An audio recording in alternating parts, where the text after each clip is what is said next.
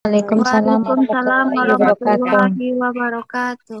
Oke, kita ketemu lagi di dalam pelajaran IBD ya. Kita hari ini membahas tentang topik biooptik.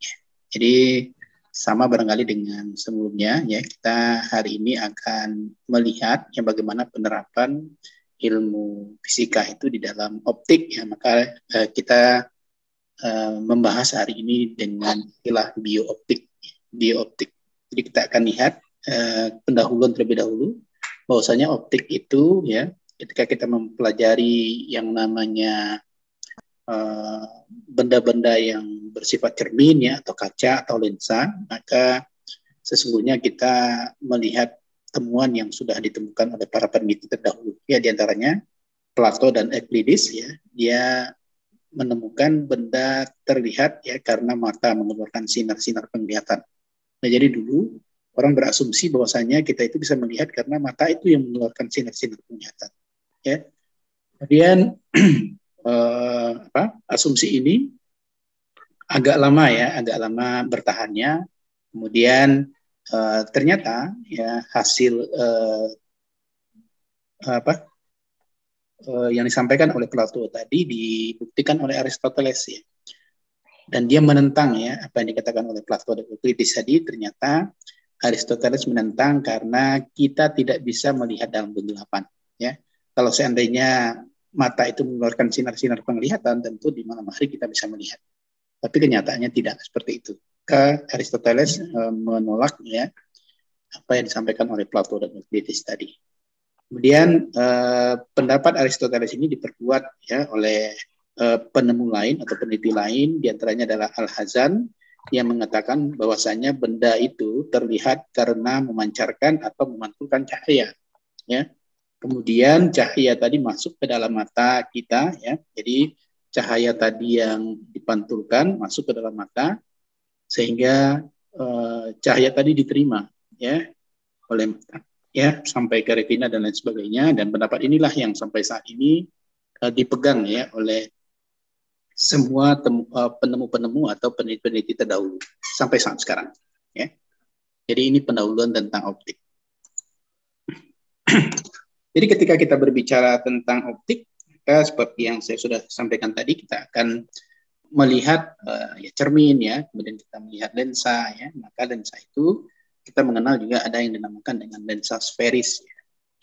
Lensa sferis itu adalah merupakan alat bantu sebenarnya penglihatan ya. Jadi kacamata yang digunakan ya oleh orang-orang yang ada ada gangguan dalam penglihatan itu menggunakan kacamata bantu ya, yang umumnya lensanya itu adalah lensa sferis.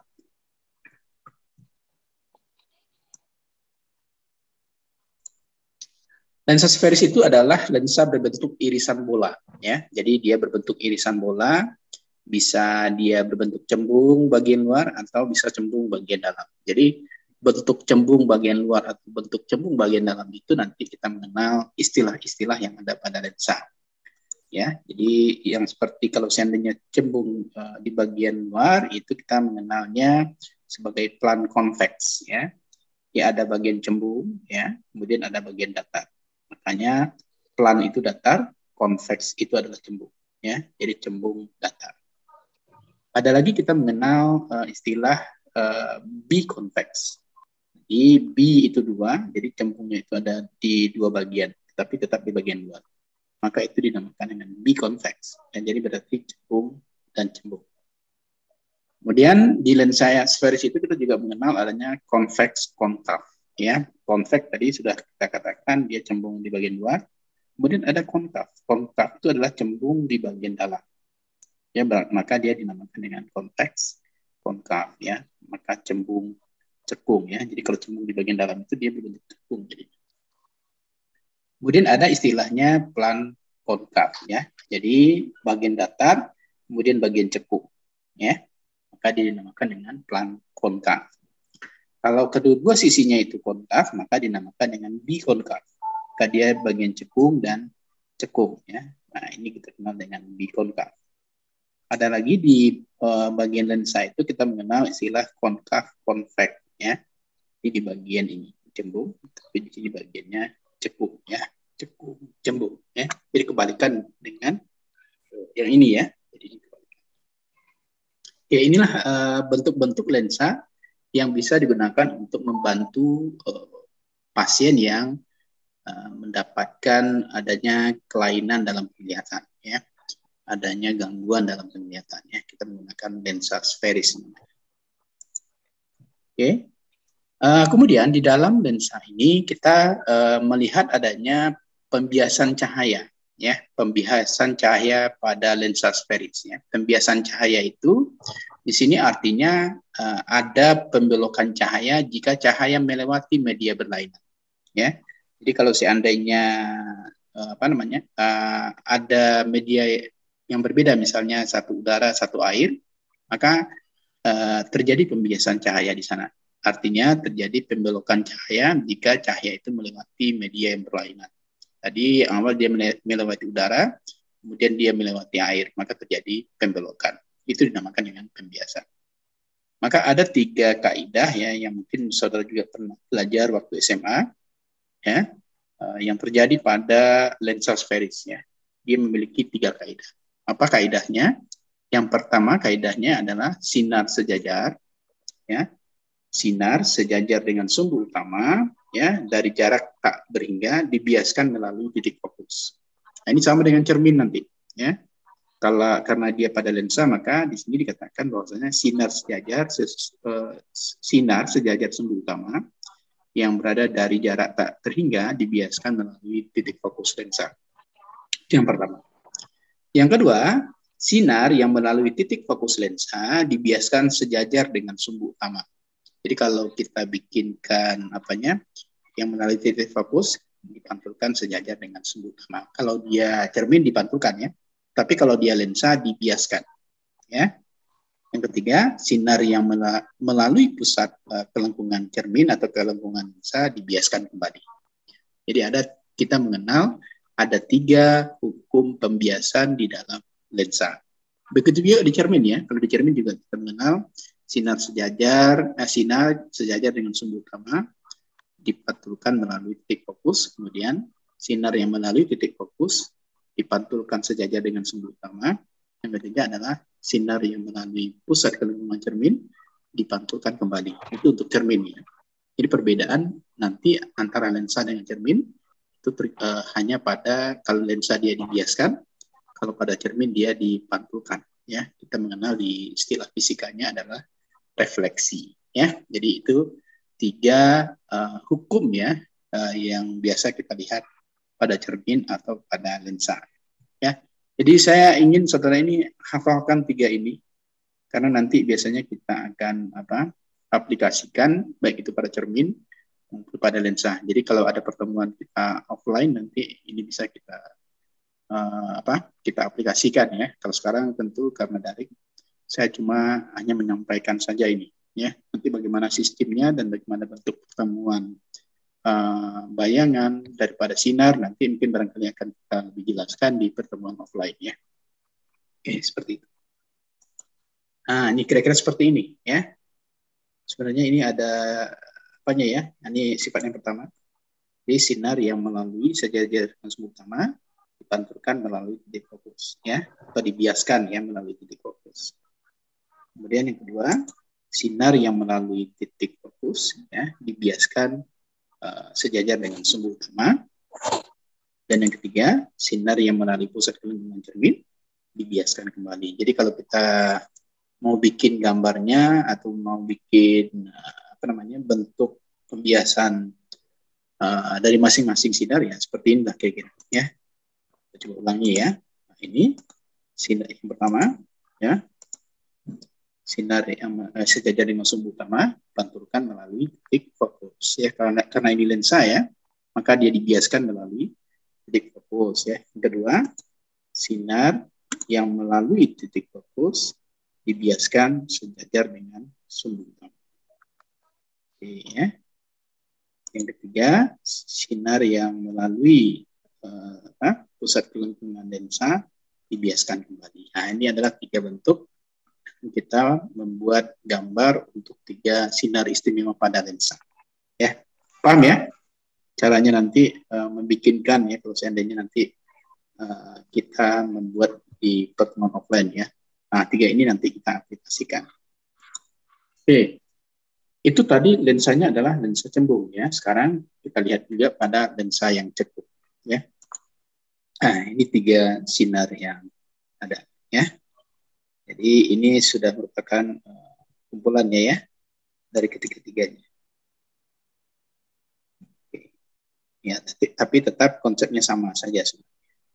Ya, cuman sekarang lensanya saja yang berbeda. Ini yang ketiga ya, biaskan kembali. Oke, seperti itu.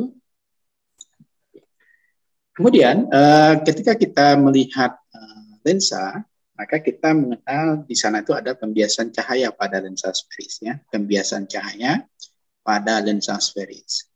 Yang pertama, di dalam pembiasan cahaya pada lensa sferis itu adalah sifat bayangan pada lensa cembung adalah nyata dan terbalik. Ya. Jadi sifat bayangan pada lensa cembung itu sudah merupakan kesepakatan ya. Sifat bayangannya adalah nyata dan terbalik. Ya. Kemudian sifat bayangan pada lensa cekung adalah maya atau semu dan tegak. Ya. Kemudian berkas cahaya pada lensa cembung konvergen dia mengumpul. Ya. Dia mengumpul, kemudian berkas cahaya pada lensa cekung divergen, dia menyebar. Nah, ini sudah merupakan kesepakatan ketika kita melihat bagaimana bentuk pembiasan cahaya pada lensa sferis. Ya. Jadi ada 4 ya. Jadi nanti ketika saudara mendapatkan misalnya dia menggunakan lensa cembung, maka sifat bayangannya adalah nyata terbalik. Kalau dia lensa cekung, maka dia maya atau semu dan tegak. Ya. Kemudian kalau berkas cahayanya pada lensa cembung, dia itu mengumpulkan karena bersifat konvergen.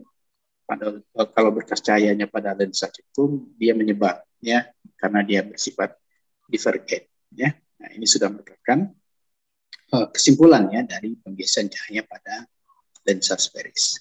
Oke, maka ya kalau kita lihat bagaimana hubungan masing-masing antara jarak fokus, ya, kemudian jarak benda dan jarak bayangan, kita mendapatkan formula bahwasanya 1/f itu sama dengan 1/s tambah dengan 1/s aksen ya.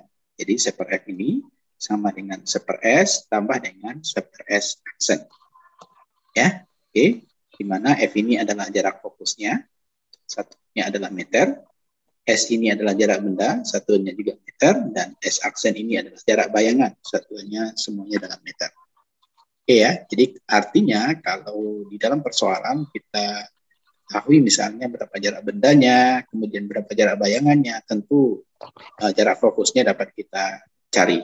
Ya, kalau seandainya jarak fokusnya diketahui, jarak bendanya tidak diketahui, kemudian jarak bayangannya diketahui, maka kita bisa mengetahui berapa jarak benda ini dengan melakukan formula 1/s sama dengan 1/f kurang 1/s aksen. Ya. Begitu juga kalau seandainya yang ditanya adalah jarak bayangannya, 1/s aksen sama dengan 1/f kurang dengan 1/s ya. Kita coba lihat contoh soalnya. Oke ya. Nah, ini contoh soalnya. Sebuah benda diletakkan 2 meter di depan lensa positif ya, dengan jarak fokus 10 cm. Ya. Dengan demikian, berapakah jarak bayangan yang dihasilkan ya? Jadi coba perhatikan nih, sebuah benda diletakkan 2 meter di depan lensa positif. Artinya ini apa? Ini adalah S-nya. Ya. Jadi S-nya adalah 2 meter. Di depan lensa positif dengan jarak fokus 10 cm. Maka F-nya adalah 10 cm. Karena kita tahu satunya adalah meter, maka kita konversi menjadi meter. Ya, 10 cm itu kita bagi dengan 10, hasilnya adalah 0,1 meter. Ya. Kemudian sekarang ditanyakan di sini berapa jarak bayangan, berarti S aksen. Maka kita gunakan formula tadi 1/f sama dengan 1/s tambah dengan 1/s aksen. Sekarang kita mengejar 1/s aksen. Maka 1/s aksen itu sama dengan 1/f kurang dengan 1/s. Ya. Maka 1/0,1 dikurang dengan 1/2. Ya. Samakan penyebut di bawahnya jadi 2. Maka ini menjadi 20 dan ini jadi 1. Maka hasilnya adalah 19/2. Sekarang ini 1/s aksen, maka S aksennya tinggal dibalik 2/19. 2 dibagi 19 itu hasilnya adalah 0,11 meter. Ya, maka kita dapatkan jarak bayangannya adalah sebanyak 0,11 meter. Paham ya?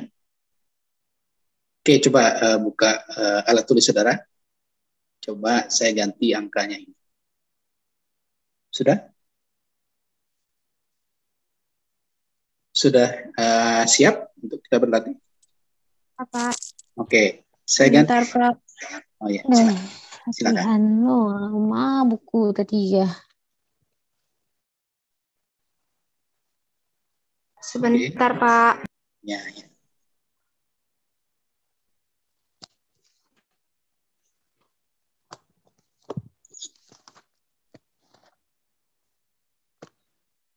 Oke, siap. Sudah siap kan? Sudah, Pak. Oke, coba saya ganti di sini.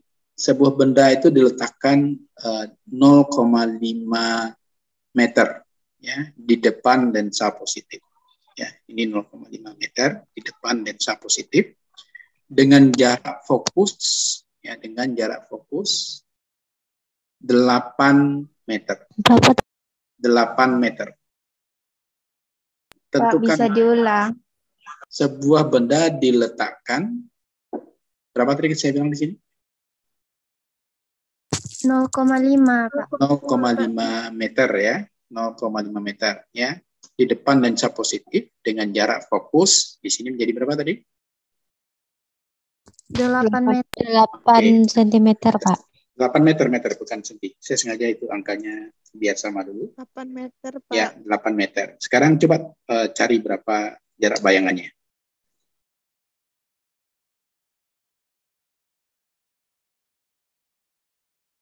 Nah, itu harusnya cepat ya. Karena angkanya sudah sama-sama dalam meter.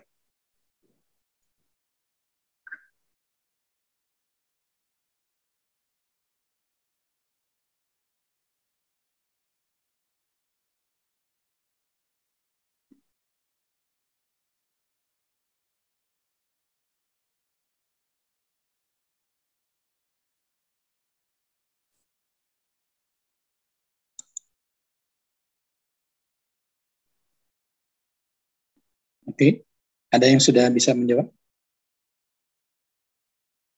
Belum, Pak.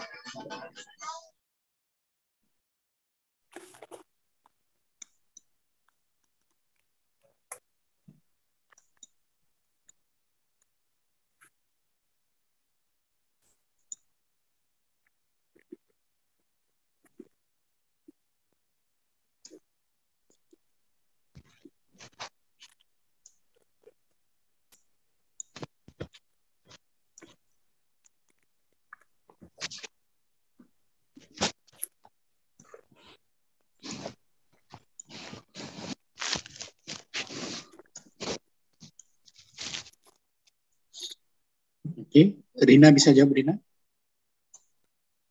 Belum, Pak. Pak, Rina Ya. mau tanya, datang 20 itu dari mana, Pak, tadi, Pak? Ini dengan menyamakan ini penyebut menjadi 2 kan? Ini 0,1 kali 2 ini berapa? Bentar.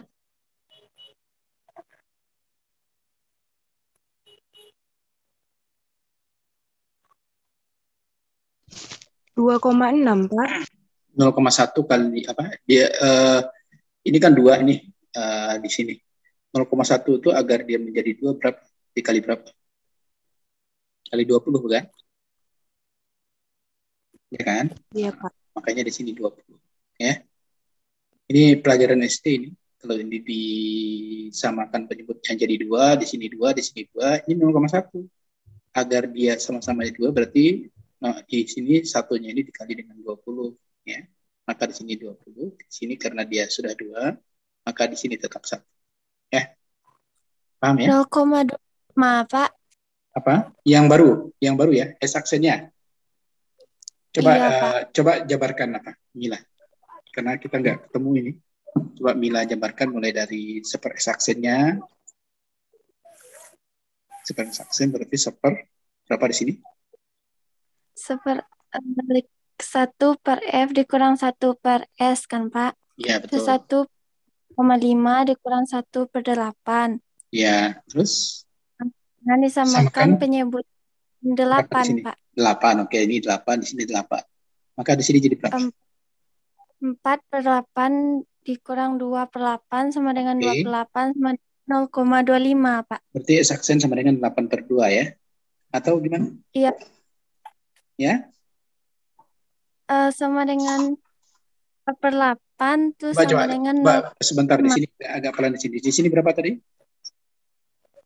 Di sininya berapa? Oh, iya, Pak. Yang itu 4 per 8. 4 per 8 di sini 1 per 8. Ya.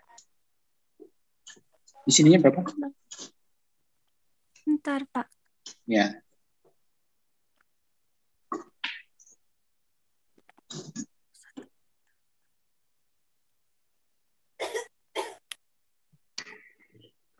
Iya, 1 per 8. Oke, berarti ini dikurangi berapa?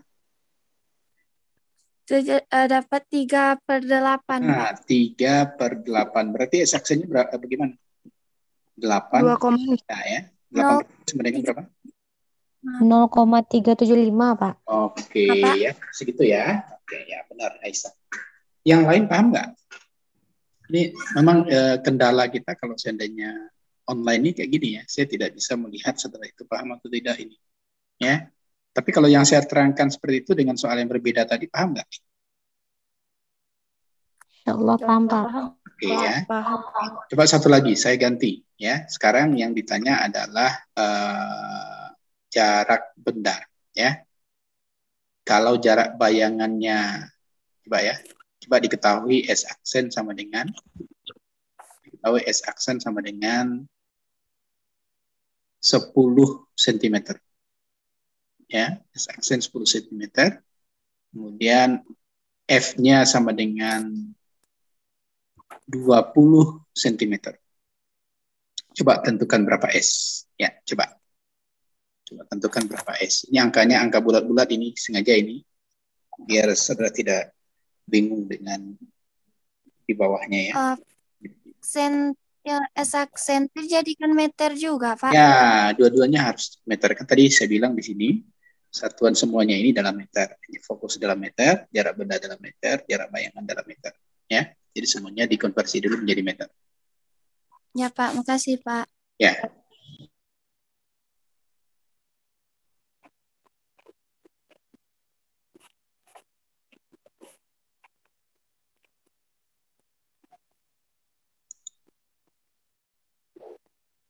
Mela, bisa Mela? Lagi nyari, Pak. Oke, sip. Kita tunggu ya Mela.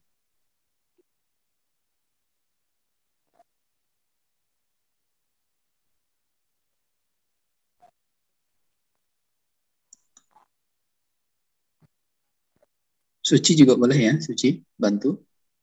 Suci bisa, Su?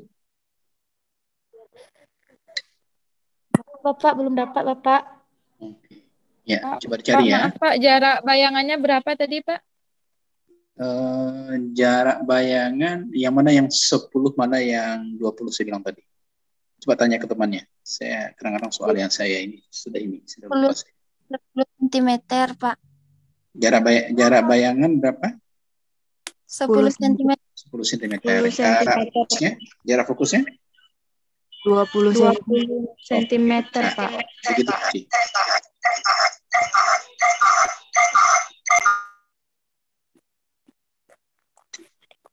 Ya, itu harusnya bisa cepat selesainya ya, karena 0,2 sama 0,1.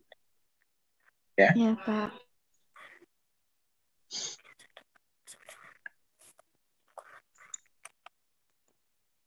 Yulia? Selesai, Yulia?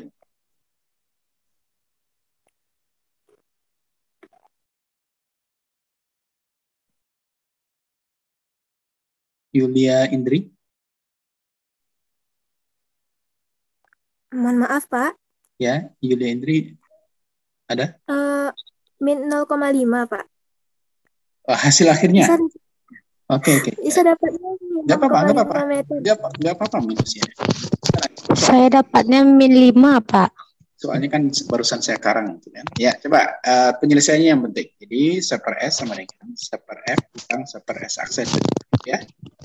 Seper S sama dengan seper F kurang seper S aksen. Seperti itu? Iya, Pak. Oke, ya kita coba masukkan. F-nya berapa tadi? Seper? 1 per F, 1 per 0,2. Oke, 1 per 0,2 dikurang dengan seper 1 0,1. per 0,1. Oke, jadi bagaimana cara menyamakan penyebutnya? Dikali saja biar gampang. 0,1 0,2 berapa? Jadi 1 per 2 dikurang 1 per 1, Pak. Begitu. Samakan dulu penyebut di 1 bawah. per 2. Ya? 1 per 2 dikurang 2 per 2, Pak. Coba 0,1 dikali 0,2 berapa? 0,2 ya? 0, berapa? 0,2 kah? 0,2, Pak. Oke, jadi di sini 0,2, di sini 0,2. Biar gampang, saudara. Sama-sama saudara kali 10 bisa juga ya. Berarti di sini 2. Iya, Pak. 2 ya, biar gampang sebenarnya. Oke, bisa dilakukan seperti itu. Coba berapa hasil akhirnya? Harusnya sama itu semua. Apalagi kan saudara boleh itu mencari kalkulator, itu lebih gampang ya. Boleh saja 0,2 di sana, tinggal saudara menyamakan lagi penyebutnya di atas. Oke. Berapa hasil akhirnya, Mila? Pak lagi nyari, Pak. Pak, saya dapat min 5, Pak. Min 5. Coba yang min 5, coba sampaikan ke saya. Prosesnya yang penting. Coba. Di sininya berapa? Seper 0,2 kurang seper 0,1. Di sininya 0,2 atau 2 dibikin? 0,2, Pak. Oke, di sini 0,2, di sini 0,2. Di sininya berapa? 1 kurang 1 per 0,2 dikurang 2 per 0,2, Pak. Coba di sini kan 0,2 nih, ini kan 0,1. Berarti di sini dikali berapa? Kali 2 kan? Ya, berarti di sini berapa? 2 ya. 2 dikurang. Sini 1 kan berarti? 1, Pak. Nah, berarti 2 kurang 1, 1 per 0,2. Berarti di sini S aksennya adalah 0,2 per 1. Iya, Pak. Berapa hasilnya? Harusnya berapa? 0,2, Pak. Ya, harusnya hasilnya adalah 0,2 meter. Ya. Apakah seperti itu dibikin? Nah, itu makanya sebenarnya kita gampangnya jangan sepernya itu jangan dijadikan pecahan biasa, pecah hasil nilainya biarkan saja dalam pecahan karena nanti kan kita membalik ini seper S aksen itu nanti seper S aksen berarti kita tinggal balik aja ya. Oke ya, berarti hasilnya adalah 0,2 meter. Ya. Paham ya? Ada yang tidak paham nggak? Tidak ya? Rina paham, Rina? Bapak Rina kurang paham, Pak, yang kelas merit terakhirnya tuh, Pak. Jadi tadi di sini ya, kita kan disuruh mencari seper S ini. Maka seper S di sini adalah seper F dikurang dengan seper S aksen, ya. Seper F-nya kebetulan kita tadi 0,2 di sini, ya. Kenapa 0,2? Karena 20 cm ya, 20 cm dijadikan ke meter berarti 0,2.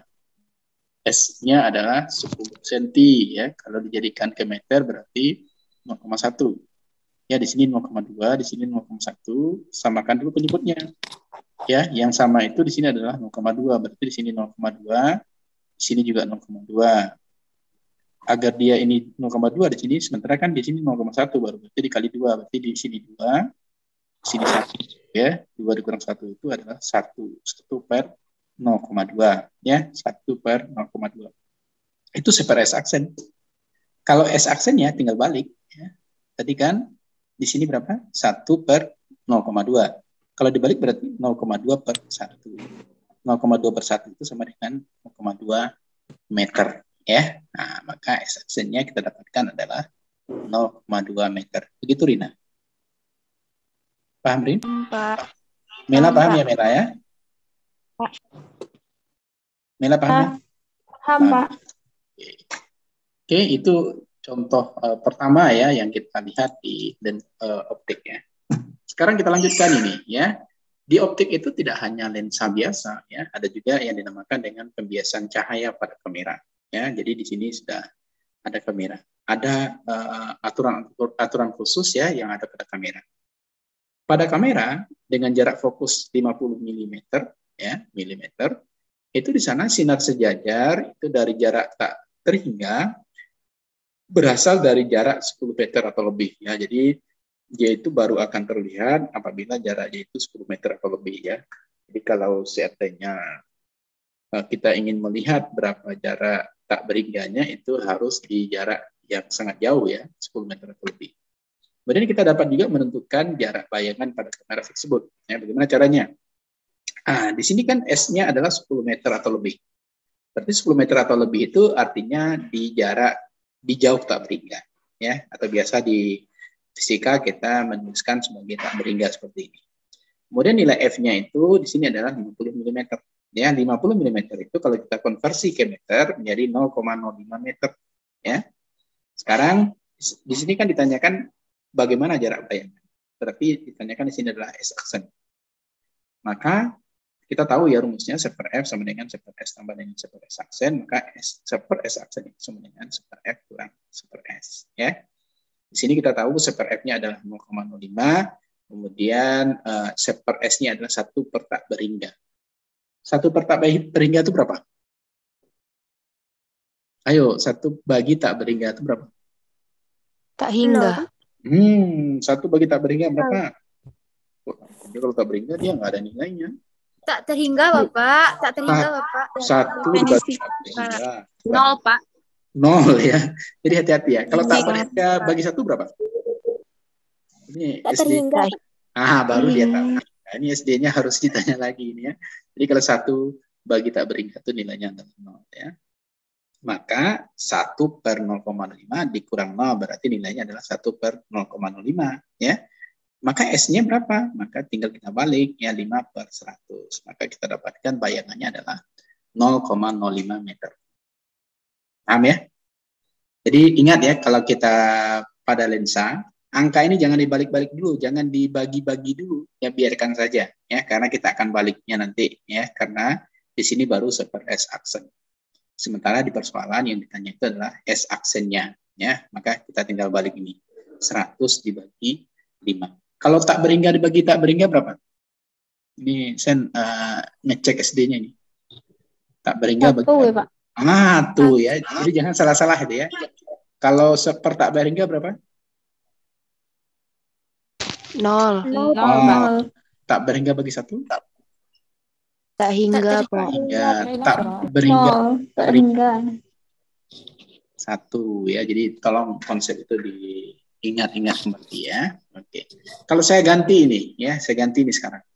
S-nya misalnya tetap tak berhingga, tetapi F-nya sekarang di 80 mm. Ya, ini jadi 80 mm. Coba cari berapa ya, per S aksennya. Ini 80 mm. Ya, saya rubah ini. 0,08 meter, Pak. Apa? 0,08 meter, Pak. Sudah bisa cepat ya. Jadi nanti saudara tinggal melihat karena 1 tak berhingga itu 0 ya. Maka 1 per 0,08 berarti sama saja dengan kita membalikkan ya. Maka nilainya adalah 0,08 meter. Oke ya, paham ya. Kita lanjutkan ya dengan cahaya pada mata ya. Jadi pada lensa selanjutnya. Pak, izin sebentar, Pak. Kenapa? Saya izin pakai HP teman ya, Pak. Soalnya baterai saya udah lowbat, Pak. Oh iya. Silakan. Makasih, Pak. Ya, silakan. Ya, tapi tetap ikuti ya. Tetap ikuti. Karena di offline nanti kita akan coba berlatih tentang ini juga. Iya, Pak. Pak. Oke, kita lanjutkan ya. Sekarang kita lihat bagaimana pembiasan pada cahaya itu pada mata ya. Oke, seperti pada kamera ya, pada mata agar dapat melihat benda dengan jelas ya, maka bayangan harus tepat di retina ya. Jadi sebenarnya konsep kalau seandainya saudara ada teman misalnya yang susah melihat jauh atau susah melihat dari jarak yang dekat, itu sebenarnya permasalahan utamanya adalah bayangan itu tidak sampai ke retina, ya, tidak tepat di retina. Bisa di depan retina atau bisa di belakang retina, ya. Nah, jadi itu saja sebenarnya konsep bagaimana mata itu mampu menangkap bayangan, ya, atau mata itu bisa melihat dengan jelas atau tidak. Itu konsepnya hanya itu saja, ya. Artinya di sini jarak bayangan itu sama dengan jarak lensa ke retina, ya. Itu untuk semua orang sama itu, mau orangnya bule, ya, mau orang Asia, mau orang Indonesia atau orang mana saja, itu jarak lensa ke retina itu adalah 17 mm. Kalau 17 mm, kalau kita jadikan meter, tentu menjadi 0,017 meter. Ya. Untuk mata, sinar sejajarnya itu berada pada jarak 6 meter atau lebih. Atau biasanya juga, ya, lebih dari 5 meter itu kita anggap dia di jauh tak berhingga. Ya. Di 6 meter, 10 meter, 5 meter itu adalah di jauh tak berhingga. Ya. Maka S aksen tadi yang sudah kita ketahui yang bernilai 17 mm itu sama dengan 0,017 meter. Kalau seandainya dipertanyakan berapa titik fokusnya, ya, maka tentu rumus tadi kita bisa gunakan 1/f sama dengan 1/s tambah dengan 1/s aksen. 1/s-nya adalah 1/6 meter atau 1 tak berhingga. 1/s aksennya adalah 1/0,017. 1 tak berhingga kita sudah tahu nilainya tadi adalah berapa? 0, ya. Maka tentu 1/f itu sama dengan 1/0,017. Kalau disuruh mencari berapa nilai f, tentu kita balik saja. Ya, nilainya adalah 0,017. Paham ya? Oke. Jadi nanti tergantung nanti saudara menghafal, ya, berapa jarak lensa ke retina. Dengan kita tahu nilai ini, kita sebenarnya bisa mengetahui berapa nilai F-nya secara otomatis, ya. Di sini juga disampaikan nilainya itu sama dengan jarak bayangan, ya, sebesar 0,017 meter, ya. Itu yang dapat kita lihat ketika terjadi pembiasan cahaya pada mata. Oke. Kemudian dari kita melihat bagaimana kekuatan cahaya pada mata itu, kita juga bisa melihat bagaimana kekuatan lensa. Ya, kekuatan lensa ini disimbolkan dengan P, ya. P itu dinyatakan dalam satuan dioptri, ya. Maka P itu sama dengan 1/f. Jadi kalau sebenarnya kalau kita sudah tahu berapa nilai fokusnya, maka nilai P itu gampang dicari karena nilai P itu sama dengan 1/4 fokusnya. Dengan F itu merupakan jarak fokus lensa dan dalam 1 meter. Ingat, satuannya harus dalam satuan meter. Ketika di dalam persoalan satuannya itu belum dalam meter, maka harus atau wajib dikonversi dulu menjadi satuan meter. Oke, ya. Nah, jadi konsep ini harus diingat. P itu sama dengan 1/f. Ya. Nah, kita lihat nih bagaimana kekuatan lensa tersebut. Ini contohnya. Semula melihat pemandangan jauh. Ya, pemandangan jauh berarti tak berhingga. Kemudian membaca buku pada jarak 30 cm. Berarti dia membaca buku pada jarak standar. Ya. Ditanya berapa kekuatan lensa meningkat atau menurunkan. Ya, berarti yang ditanya adalah nilai P. Berarti P pada jauh tak berhingga, kemudian juga P pada jarak 30 cm. Berapa meningkatnya, berapa menurunnya. Kalau seandainya meningkat berapa, kalau seandainya menurun berapa. Maka dari persoalan diketahui bahwasanya nilai S itu adalah 6 meter. Berarti di jauh tak berhingga. S aksennya seperti yang sudah kita tahu tadi nilainya adalah 17 mm, ya, atau 0,017 meter. Sekarang tentu P-nya sudah bisa dicari ini, ya. P tadi, ya, kalau kita menggunakan rumus fokus awal 1/f sama dengan 1/s tambah dengan 1/s aksen, maka tentu 1/s-nya adalah 1 per tak berhingga, kemudian 1/s aksennya pada jarak 1/0,017 meter. Maka kalau 1 per tak berhingga adalah 0, maka 1/f-nya itu sama dengan 1/0,017. Ya. Ah, tinggal saudara cari saja 1 bagi 0,017 itu berapa, ya. Kalau di sini kan dicari cara panjang ini, jadi jadikan ini kali 1000, di sini 17. Tidak pun saudara cari seperti ini, saudara bagi 1 dibagi 0,017, pasti hasilnya adalah 58,2 dioptri. Paham, ya?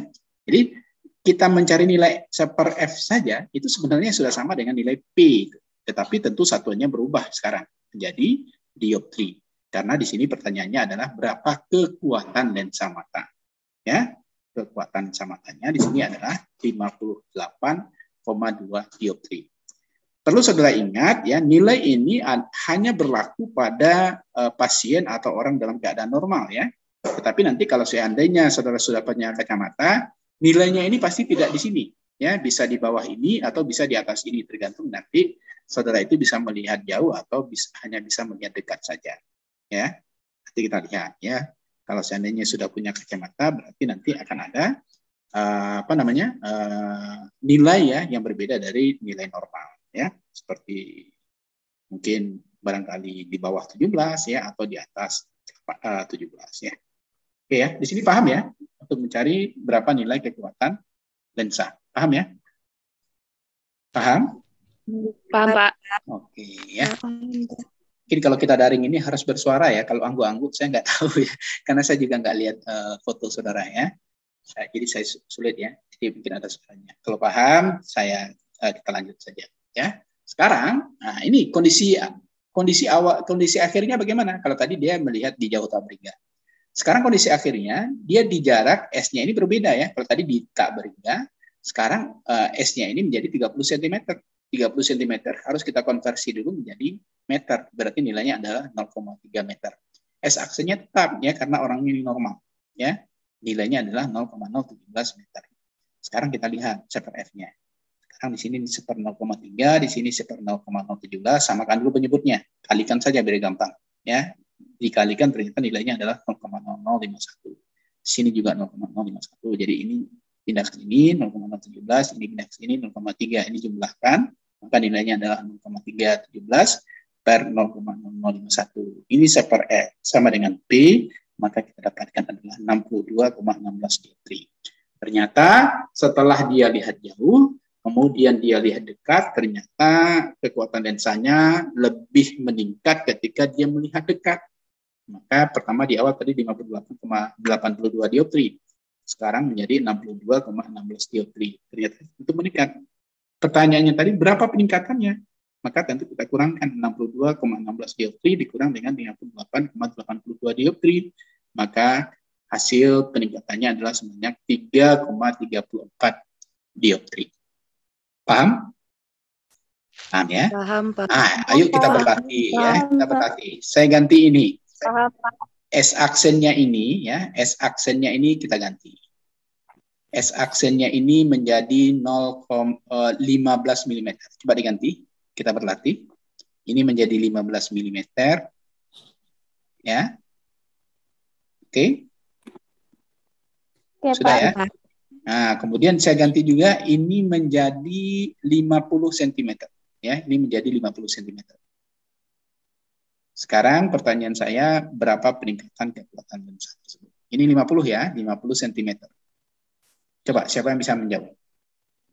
Coba dijawab. Bentar, Pak. Ya, saya tunggu ya.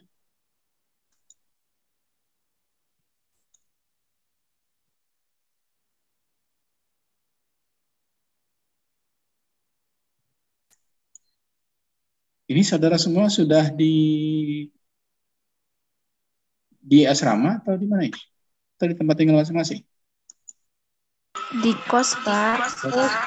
Oh, di kos ya. Oh, sekarang asrama nggak ada lagi ya.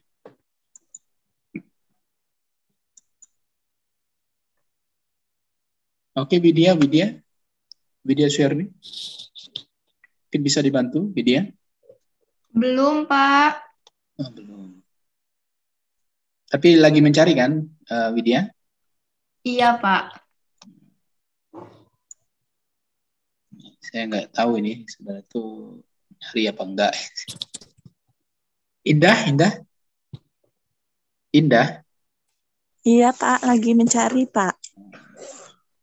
Saya kan belum nanya Indah, kok lagi mencari? Mencari apa? Yang mencari kan tadi meningkatnya peningkatan kekuatan lensa tuh, Pak. Enggak, saya kan nyapa aja Indah. Iya, Pak.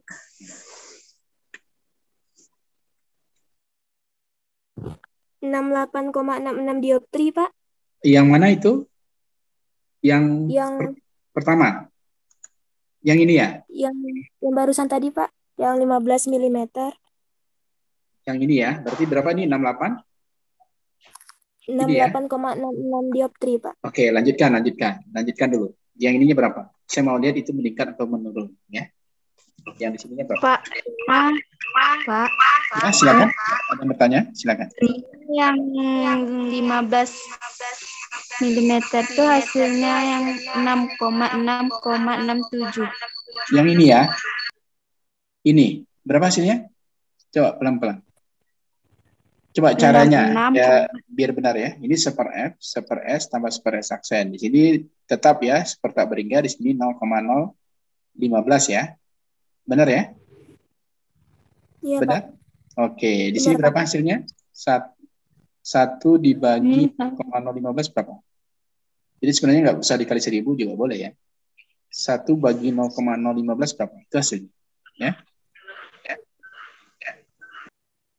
Ya, berapa hasilnya? 6. 66,6, Pak.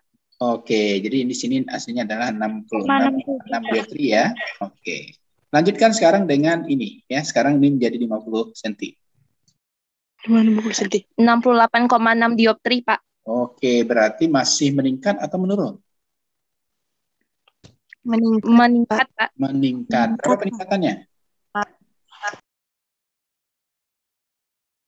2, Pak. 2 dioptri. Dua pas gitu? 2 pas, Pak. Oke, ya. Nah, gitu caranya ya. Nanti kalau seandainya saudara dapatkan soal ya tentang kekuatan lensa dari dua penglihatan yang berbeda, maka cara menyelesaikan ini seperti itu. Paham ya? Grahmayani paham? Ya. Kan sudah saya panggil. Kok tidak kan? Paham? Grahmayani? Grahmayani, saya nggak dengar suaranya. Malah hilang. Grahmayani paham?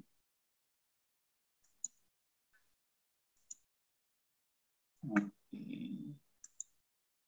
Hilang ya. Oke, Grahmayani paham nggak? Suaranya nggak ada. Mute itu. Nggak terdengar. Nggak terdengar suaranya Grahmayani. Ya Allah. Dia kerja lagi. Oke, nggak apa-apa ya. Ya memang. Mungkin jaring. Ya memang mungkin jaringannya. Ya, memang yang terbaik itu adalah kita berhusnuzon ya karena jaringan. Ya Grahmayani ya. Oke. Ya nggak apa-apa. Oke ya, sampai di sini ya mudah-mudahan paham. Kita lanjutkan lagi ini ya. Jadi kekuatan lensa itu semakin dekat benda, maka akomodasi meningkat ya. Jadi kalau saudara membaca, kemudian posisi matanya itu sangat dekat dengan buku, ya, ingat akomodasi mata itu meningkat. Ya. Jika membaca dari jarak 30 cm, maka akan terlihat jelas ya. Dan apabila membaca dari jarak 10 cm, maka tidak akan terlihat jelas ya dikarenakan daya akomodasi ada batasnya. Ada nggak yang di antara saudara ini yang bacanya dekat banget dengan buku? Coba, ini jujur ini. Ada, Pak. Itu Ada, berarti Pak.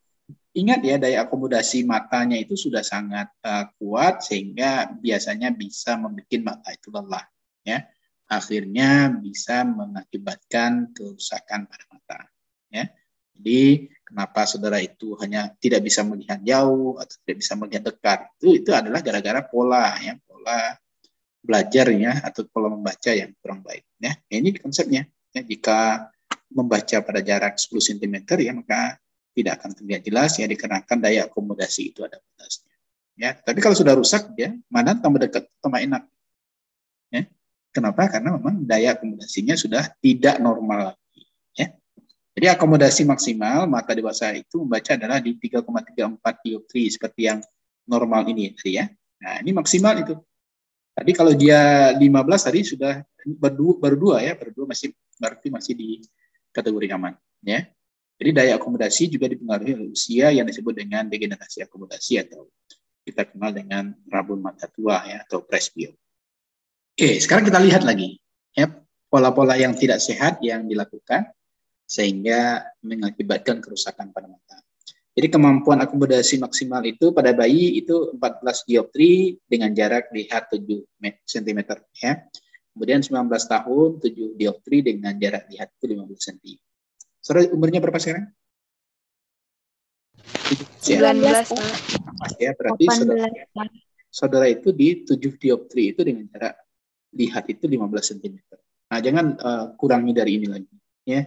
Karena kalau saudara membaca 10 cm itu biasanya sudah membuat akomodasi itu sangat maksimal. Ya, kalau dewasa 3 dioptri dengan jarak lihat 30 cm. Saya sering seperti ini ya. Jadi kalau baca itu di 30 cm ya. Apalagi kalau udah 40 tahun ya. Itu 2 dioptri dengan jarak 50 cm ya. Jadi usia 40 tahun itu akomodasi menurun sebanyak 1 dioptri ya, dari 3 dioptri menjadi 2 dioptri. Jadi itu akan otomatis ya. Karena kalau istilah di kedokteran itu ada faktor U ya. Apa itu faktor U? Ada Usia, Pak. Umur ya, usia. Betul ya. Jadi kalau sudah menginjak 40 tahun itu dia sudah berkurang 1 dioptri itu ya.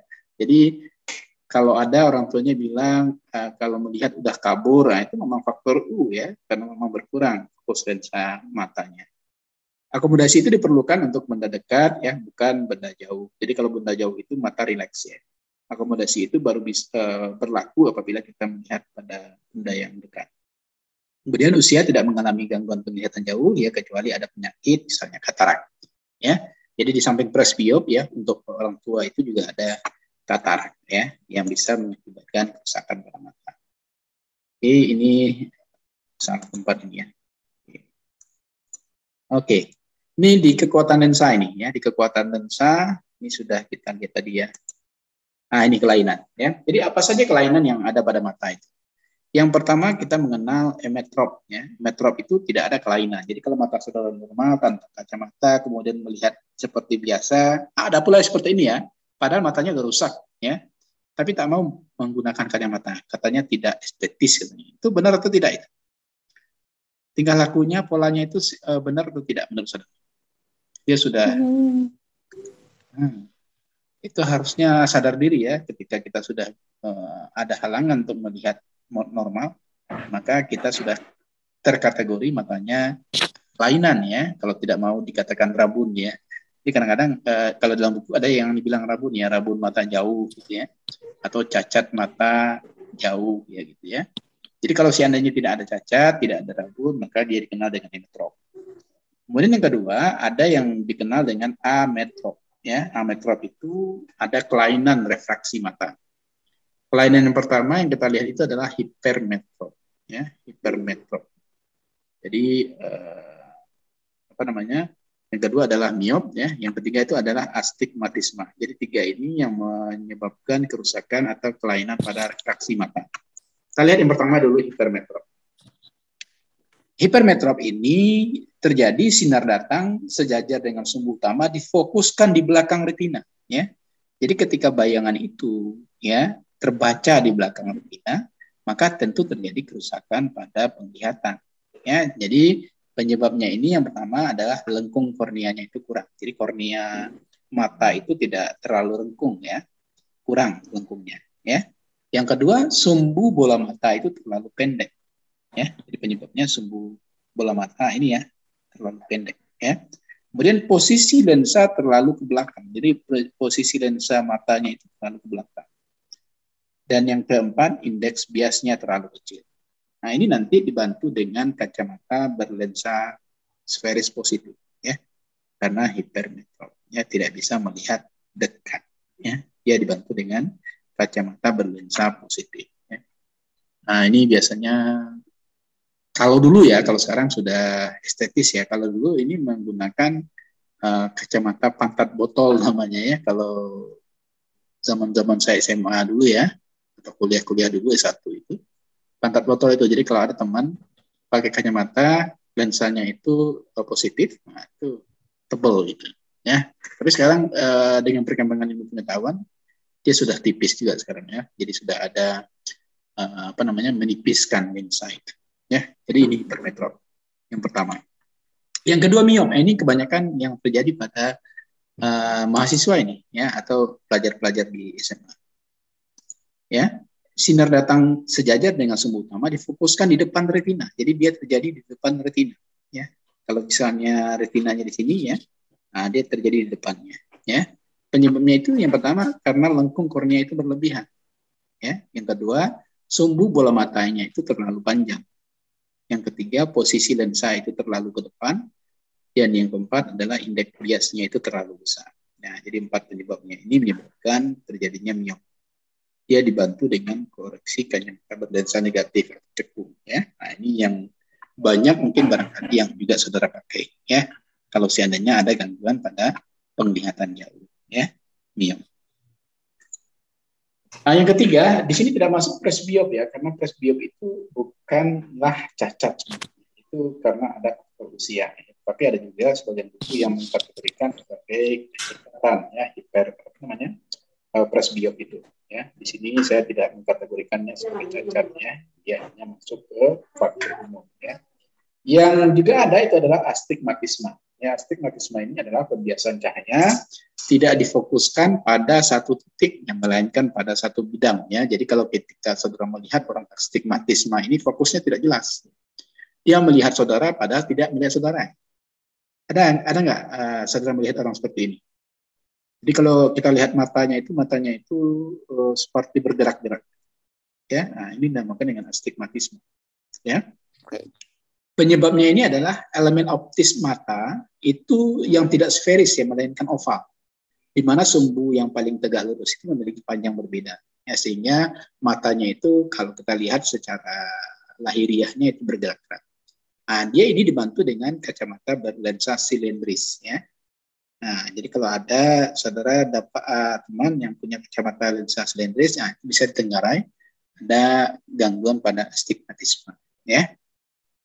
Ini biasanya kalau pada anak-anak yang autis, nah, itu biasanya matanya itu memang liar ya, selalu bergerak ya, tidak sesuai dengan apa yang dia kerjakan. Matanya bergerak kemana, kemudian dia mengerjakan apa ya. Autis itu seperti adalah salah satu yang bisa saja mengidap astigmatisme ini ya.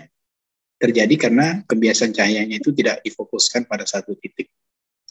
Nah, ini agak susah, agak lama terapinya ya kalau seandainya astigmatisme ini terjadi pada anak yang pada usia lagi lagi produktif ya, lagi suka bermain atau lagi suka beraktivitas yang banyak. Nah, itu lama untuk melakukan terapi ya, biasanya dia dipasangkan kacamata yang menempel terus di matanya, bahkan mau tidur pun dia juga memakai kacamatanya kalau seandainya terjadi astigmatisme ini. Sampai di sini ya. Kalau seandainya ada pertanyaan silakan ya, sebelum saya lanjutkan ke slide selanjutnya ya. Kalau yang mata juling itu Pak, penyebabnya? Ya, mata juling itu sebenarnya tidak masuk ke dalam cacat mata ya. Mata juling itu biasanya ada yang bawaan lahir ya. Jadi ada bawaan lahir ya, ada degeneratif ya, dan lain sebagainya. Jadi dia tidak masuk ke dalam cacat mata, baik itu miop maupun hipermetrop maupun astigmatisme. Tapi perlu diingat juga ya, ada sebagian buku yang memasukkan presbiop itu sebagai cacat mata ya. Tetapi kalau saya pribadi ya, dengan ilmu yang saya miliki, itu sebenarnya tidak masuk ke dalam kecacatan mata. Yang masuk hanya 3 ini ya, miop, kemudian presbiop, dan astigmatisme. Kalau mata juling tidak ya, itu biasanya terjadi karena degeneratif ya, bawaan sudah dari lahir, mungkin saja sewaktu di dalam rahim ya ada sesuatu yang membuat matanya itu bergerak dengan tidak sesuai dengan keadaan normal sehingga juling seperti itu ya. Tergantung nanti bagaimana keadaan dia di rahim. Seperti itu ya kalau juling. Ada lagi yang lain? Makasih Pak. Ya, sama-sama. Ada lagi pertanyaan lain? Ya, ada resen. Silakan Gusti Rahmayani. Pak, kalau saya mau tanya, Pak. Ya, silakan. Silakan, Gus. Oh, kenapa ya, Pak, kalau misalnya kita pakai kacamata, terus kornea mata kita yang hitam tuh makin lama makin mengecil, Pak? Itu memang yang melihat siapa, Gusti? Iya, kan saya minta Pak. Cuman takut karena nengokin kan makin lama makin memakai kacamata tuh makin mengecil yang kornea mata yang warna hitam tuh, Pak. Ini Terus yang di bawah matanya makin menghitam. ya kalau di bawah mata bisa jadi ya, tetapi bukan karena kacamata itu. Ya, mungkin saja karena aktivitas yang berlebihan, mungkin barangkali menggunakan laptop atau menggunakan handphone yang kontinu ya, tidak berhenti-henti, yang bisa mengakibatkan bola di bawah itu ya, di bawah mata itu hitam. Itu bisa ya, atau kurang tidur ya. Tetapi yang mengatakan bahwasanya lensa yang hitam itu menjadi mengecil, itu banyak saya dengar ya, tetapi itu sesungguhnya tidak ilmiah itu. Tidak mungkin itu ya, kalau menggunakan kacamata itu mengecil ya. Itu kebanyakan perasaan itu ya. Tidak benar ya kalau menurut saya menggunakan kacamata yang kontinu itu membuat lensa mata itu mengecil. Tidak masuk dalam logikanya karena memang sebenarnya kaca itu adalah membuat jernihnya penglihatan, membuat bayangan yang harusnya di belakang atau di depan retina itu kembali ke retina. Ya, jadi dia hanya memperbaiki tempat terjadinya bayangan pada retina. Itu saja konsepnya. Jadi tidak mungkin akan terjadi lensa matanya itu mengecil. Ya, Gusti ya. Tapi saya banyak mendengarkan ini ya, mendengarkan informasi ini dari yang bertanya juga ya, termasuk mahasiswa-mahasiswa saya juga yang menanyakan hal itu. Itu tidak mungkin terjadi. Ya, tidak mungkin terjadi. Ada lagi yang lain? Aisyah. Silakan Aisyah. Aisyah izin bertanya Pak. Ya, silakan. Mengenai suplemen Pak, misalnya kalau kita menderita rabun miopi tadi kan Pak, itu kalau mau minum suplemen ada mata tidak bisa melihat jauh gitu ya.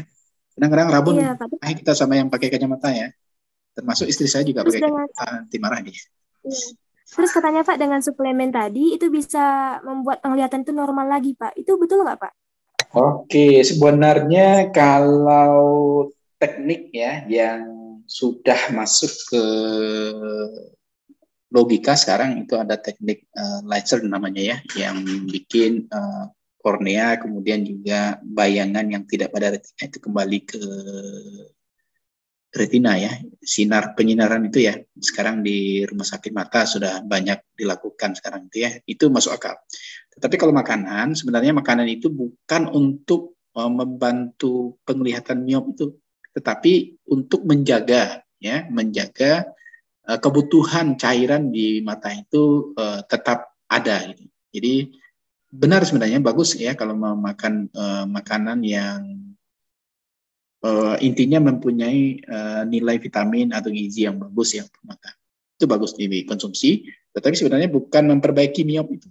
Ya, bukan memperbaiki hipermetrop ya kalau seandainya terjadi rabun dekat ya, atau cacat mata dekat.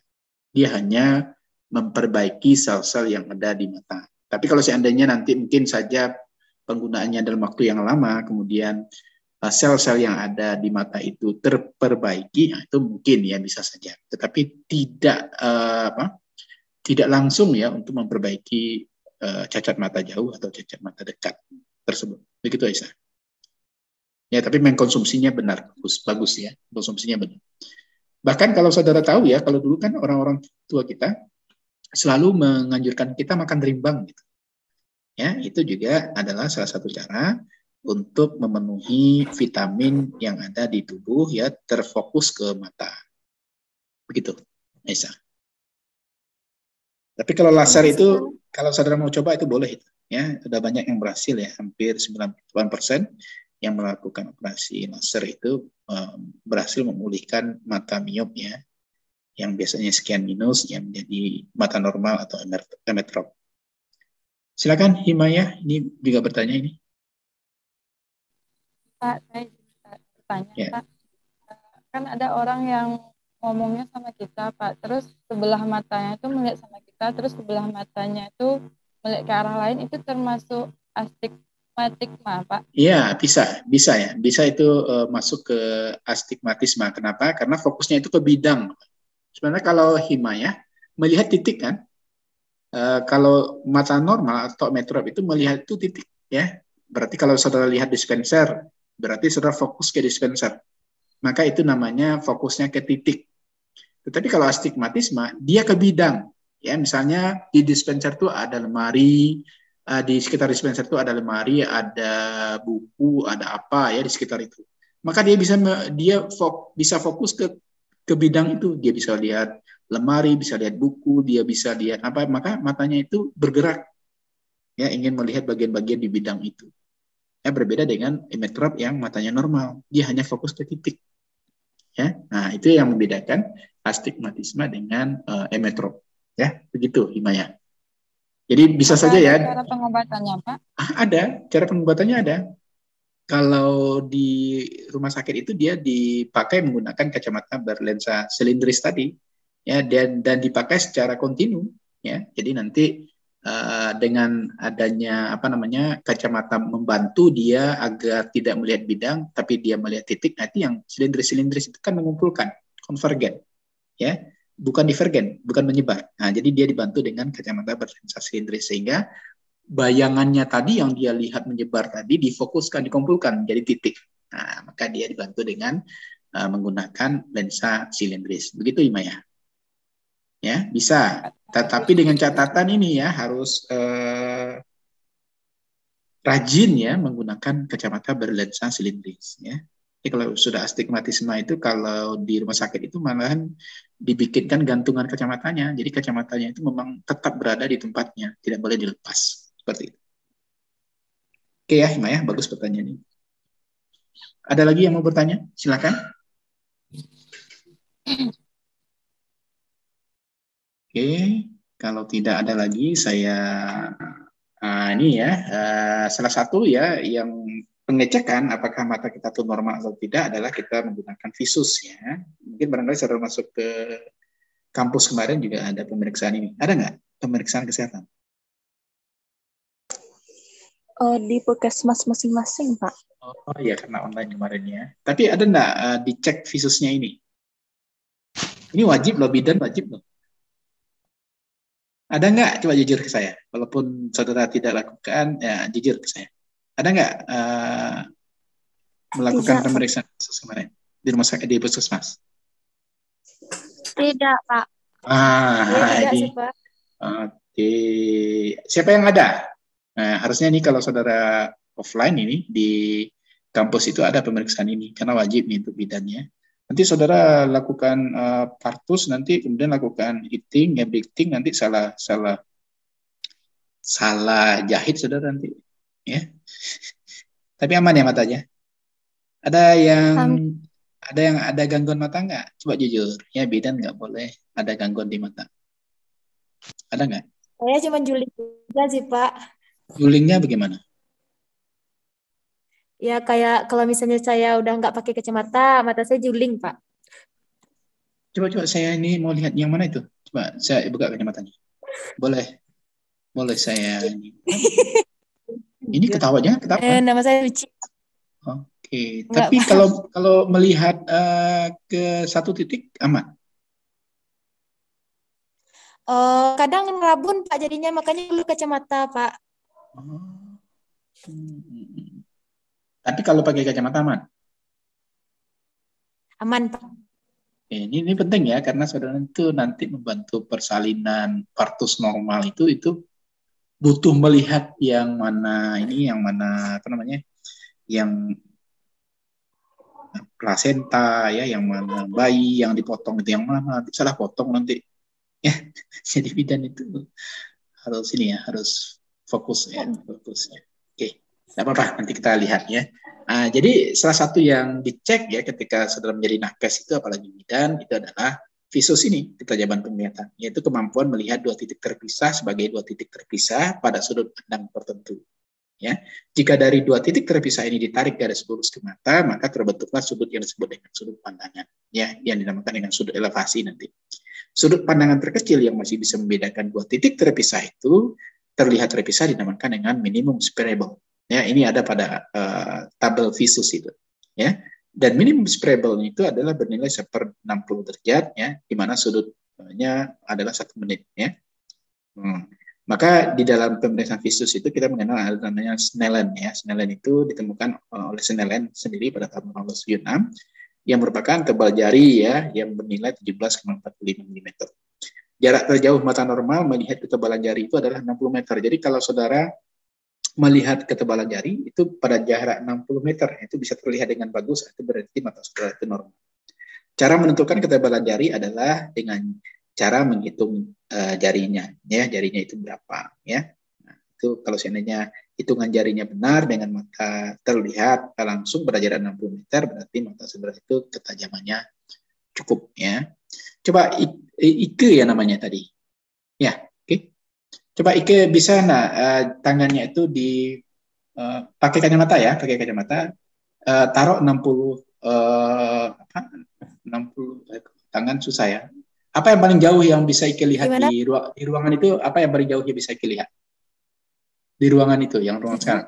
Yang paling jauh apa? Apa nama Suci, Pak? Apa? Ike di mana nih? Maaf, nama Suci, Pak. Siapa namanya? Ini Suci, Pak. Suci Ramadhani, Pak, yang numpang tadi di HP Oh teman, iya, iya. Pak. Suci, lihat paling jauh apa yang bisa Suci lihat menggunakan kacamata? Menggunakan kacamata. Oh, menggunakan kacamata. Tidak menggunakan kacamata ya, menggunakan kacamata. Kan Ya, sekarang matanya sudah dibantu dengan kacamata. Apa yang bisa lihatnya jelas? Iya, gitu. Pak. Apa yang bisa dilihat jelas sekali, kemudian jaraknya itu Jelas. paling jauh? Apa jalan? Jelas, Pak. Jarak Jelas. paling jauh. Kurang tahu, Pak. Aku kurang tahu. Ini di ruangan sekarang ini. Ya.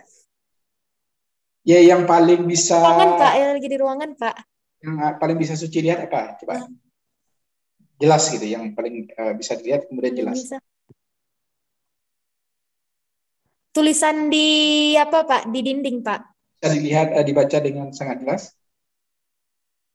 Bisa? Bisa, Pak. Coba sekarang taruh Suci. Coba taruh tangan Suci di seperti ini, pas di depan mata. Kemudian kembali baca yang tadi itu.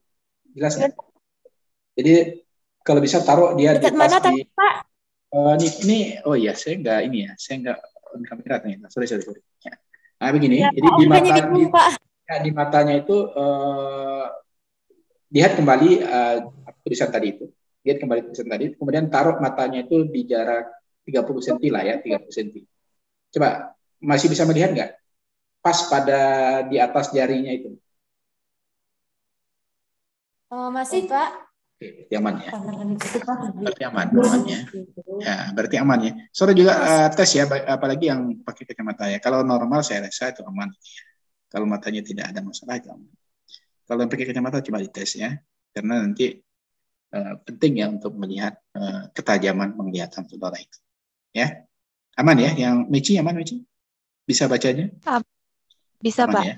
Ya, iya, ya, harusnya saudara itu dites ya untuk masuk, karena kita online kayak gini memang sulit ya ngetesnya itu. Kalau dulu memang kita buta warna dicek ya, kemudian pieces-nya ini juga dicek.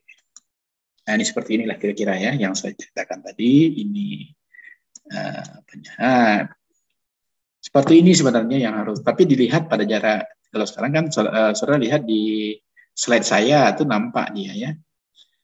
Coba maaf ya Suci, nggak apa-apa dites ya, karena saudara itu bidan ya. Ini apa nih tulisan di bawah ini? Bapak maaf, jurusan saya perawat, Pak. Oh iya, sorry. Perawat, maaf. Ya perawat, ya sama aja. Ya tenaga kesehatan kan memang tidak boleh. Ya ini apa? Apa, Pak? Ini apa nih tulisannya? Oh, tes mata ini, Pak. Ya. Ini yang senilai itu seperti ini ya. Senilai itu seperti ini. Kalau ini apa, Ci? Enggak kelihatan, Pak. Kecil kali, Pak. Yang ini. Yang di mosain ini apa? Oh, itu. Iya, Pak. Nah, ini? Iya, Pak. Agak ngelek, Pak. F, Pak. Kalau ini? Ngelek. Maaf, Pak. Ngelek, Pak. Oke, sip. Berarti memang ada masalah di penglihatan Suci ya. Michi, coba Michi. Ini apa, Michi? Ini dekat F, loh. Pak. Ini, Ci? D, Pak. Ini, Ci? O, Pak. Ini? L. Ini hebat, Ci ya. Oke. Oke, tapi nggak tahu ya kalau seandainya jaraknya diperpanjang ya. Ini kan jaraknya saudara lihat di saya ya. Harusnya kalau pada jarak tertentu bagian di bawah ini tidak bisa dilihat lagi harusnya. Ya, kalau mau tanya sehatnya. Ini kan karena kita lihat dekat ini. Ya, kalau jaraknya misalnya sampai 3 meter itu harusnya tidak terlihat lagi ya. Oke. Oh gitu ya, ini cara mengukur visus namanya, ini alatnya dinamakan dengan kartu Snellen ya. Oke, kekuatan lensa itu ya, visus itu adalah perbandingan antara jarak penglihatan jelas tester dengan jarak penglihatan jelas orang normal. Jadi tetap yang menjadi acuan itu adalah jarak penglihatan jelas orang normal ya. Oke, ini yang penting juga jika visusnya 5/6 ya, kalau seandainya nanti saudara dapat nilai visusnya itu adalah 5/6, itu artinya orang melihat jelas pada dari jarak 5 meter, padahal orang normal bisa melihat jelas pada jarak 6 meter. Berarti dia ada koreksi 1 meter ya. Jadi kalau 5/6, kalau 6/6 berarti normal ya. Jadi kalau saudara dapat nanti nilai visusnya adalah 6/6, berarti saudara normal. Tapi kalau 3/6, nah itu kacau itu ya. Itu sangat banyak koreksinya ya. Orang normal itu bisa melihat 6 meter, saudara itu hanya 3 gitu setengahnya. Oke. Tapi ingat ya, visus itu tidak boleh disederhanakan ya. Kalau misalnya nilainya 6/60 misalnya, disederhanakan menjadi 1/10 nggak boleh ya, tetap hanya di 6/60 atau 6/6, tetap di 6/6. Jadi jangan 6/6 saudara jadikan buat 1 gitu ya. Nah, itu tidak benar ya. Oke, sampai ini ya tentang kartu Snellen ya. Kartu Snellen itu kadang diragukan karena huruf memiliki tingkat kesukaran berbeda, oleh karena itu diciptakan lagi ada kartu cincin Landau ya. Nah, seperti ini. Pernah nggak lihat ini? Ya, saudara nggak ada tesnya gitu ya. Itu nggak pernah ya. Pernah nggak lihat yang seperti ini? Ini dinamakan dengan kartu cincin Landau ya. Jadi nanti untuk memastikan harusnya di bagian-bagian bawah ini kalau matanya normal nggak bisa terlihat lagi ya pada jarak 3 meter ya. Tapi kalau ini masih sangat jelas, ini juga masih sangat jelas ya. Ada lagi yang apa? Oke. Sampai di sini barangkali ya pertemuan kita hari ini. Saya memang berharap kita itu ada pertemuan offline ya. Karena kadang-kadang di pertemuan daring seperti ini ya saya tidak bisa melihat kepahaman saudara itu ya, karena memang keterbatasan tempat kita ini ya di dunia maya ya. Saya tidak melihat saudara mengerjakan ya, saudara melakukan ya, atau seperti sebenarnya kalau seperti ini kalau kita offline itu saya tampilkan di papan tulis, saudara berada di belakang bisa ngetes saudara itu ada usahakan atau tidak ya. Tapi sekarang kan karena saudara langsung lihat ya, tentu saudara bisa melihat dengan jelasnya. Oke, sampai di sini ada pertanyaan lagi? Kalau tidak, kita cukupkan ya pertemuan kita sampai di sini. Ada pertanyaan? Enggak, Mici ya? Tidak, Pak. Oke, kalau tidak, saya akhiri pertemuan kita hari ini. Terima kasih ya atas perhatiannya. Tolong absennya di ini ya, selesaikan nanti oleh Himayah ya. Assalamualaikum warahmatullahi wabarakatuh. Saya off untuk semua ya. Waalaikumsalam warahmatullahi wabarakatuh.